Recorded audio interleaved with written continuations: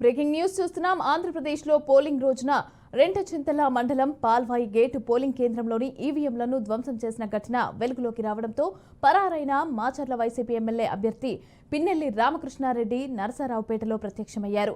ఆయనపైన నమోదైన హత్యాయత్నం కేసులో హైకోర్టు నుంచి తాత్కాలిక ఉపశమనం లభించిన వెంటనే అజ్ఞాతం వీడి బయటకు వచ్చారు.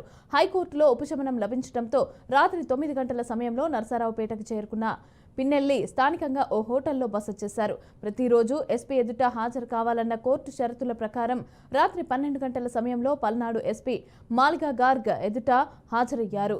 ఇక 3 కేసుల్లోనూ జూన్ 6 వరకు ఆయనను అరెస్టు చేయవద్దని కూడా నిన్న మధ్యాహ్నం హైకోర్టు ఉత్తర్వులిచ్చింది. రెడ్డిగా అజ్ఞాతంలో ఉన్న పిన్నెల్లి రామకృష్ణారెడ్డి అయితే బయటకు రావడం జరిగింది. అయితే నరసరావుపేటలో పిన్నెల్లి అయితే ప్రత్యక్షమవడం జరిగింది. దీనికి సంబంధించి పూర్తి డీటెయిల్స్ మా ప్రతినిధి గుంటూరు నుంచి శ్రీనివాస్ సిద్ధంగా ఉన్నారు మరిన్ని డీటెయిల్స్ అందించడానికి. శ్రీనివాస్, చెప్పండి, ఆయన అజ్ఞాతాన్ని వీడి బయటకు వచ్చారు. అయితే అలాగే హైకోర్టు కూడా బెయిల్ మంజూరు చేసింది. అయితే దీనికి సంబంధించి డీటెయిల్స్ ఏంటి? మమత గత రాత్రి పిన్నెల్లి రామకృష్ణారెడ్డి మాచర్ల నియోజకవర్గ MLA Pinnelli Ramakrishna Reddy Narsapeta SP office కి రావడం జరిగింది. నర్సాపేట ఎస్పీ కార్యాలయంలో పల్నాడు ఎస్పీని కలిసి షరతులతో ఏదైతే బెయిల్ మంజూరు చేసిందో ఆ పత్రాలను ఎస్పీ కార్యాలయంలో అందజేయడం జరిగింది. ముఖ్యంగా చూస్తే ఎన్నికల దగ్గర నుంచి పల్నాడులో ఉన్నటువంటి ఉద్రిక్త వాతావరణము, మరోవైపు పల్నాడులో జరుగుతున్నటువంటి గొడవలు ఏవైతే ఉన్నాయో వీటన్నిటిలో దృష్టిలో ఉంచుకొని ఆయన హౌస్ అరెస్ట్ నుంచి అజ్ఞాతంలోకి వెళ్ళడం జరిగింది. కానీ తనపై నమోదైన కేసుల్లో బెయిల్ కావాలంటూ, ముందస్తు బెయిల్ కావాలంటూ హైకోర్టులో పిటిషన్ దాఖలు చేశారు. హైకోర్టు షరతులతో కూడినటువంటి బెయిల్ ఇవ్వడం జరిగింది. ముందు ఈవీఎంల ధ్వంసం కేసుతో బెయిల్, తర్వాత ఏదైతే అతని మీద నమోదైనటువంటి 3 కేసులకు సంబంధించి కూడా బెయిల్ మంజూరు చేయడం జరిగింది. బెయిల్ మంజూరు చేస్తూ షరతులు ఇచ్చిన షరతుల నేపథ్యంలోనే ఆయన ఆ హైకోర్టు ఆర్డర్స్ తోటి పల్నాడు ఎస్పీ కార్యాలయానికి చేరుకొని ఎస్పీకి రిపోర్ట్ చేయడం జరిగింది.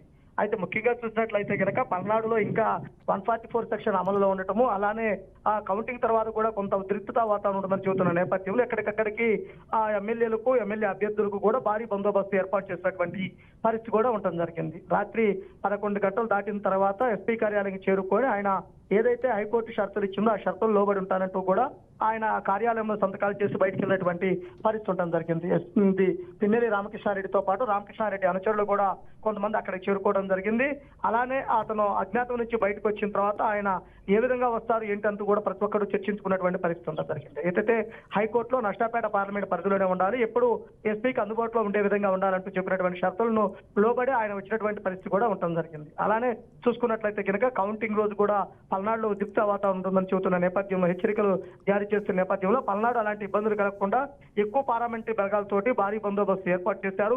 144 సెక్షన్ అమల్లో ఉంది. అలానే ఎక్కడా బాణాసంచా పరచకుండా కూడా నిషేధం విధించినటువంటి పరిస్థితులతో పాటు ర్యాలీలు కూడా నిర్వహించుకోవడానికి కూడా ఎన్నికల కమిషన్ స్పష్టం చేయడం జరిగింది. ఇవన్నీ దృష్టిలో ఉంచుకొని పల్నాడులో ప్రస్తుతం ప్రశాంత వాతావరణం ఉంది. రానున్న రోజుల్లో కూడా ప్రశాంత వాతావరణం కొనసాగాలని కూడా ప్రతి ఒక్కరూ కోరుకుంటున్నారు.